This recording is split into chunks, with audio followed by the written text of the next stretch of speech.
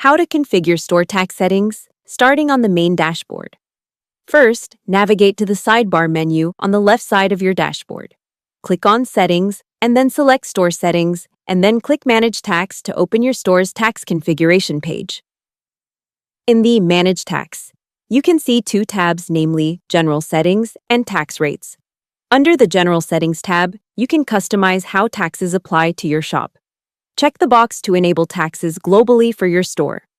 Once you've made your selections, click Save Changes. Now let's look at adding a custom location rate. Head over to the Tax Rate tab next to General Settings and click on Add Tax Rate. On this page, you can pinpoint exactly where this tax applies.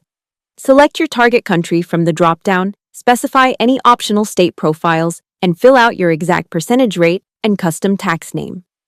Once all your details are filled out, hit Submit. You'll be redirected back to your tax rate overview page.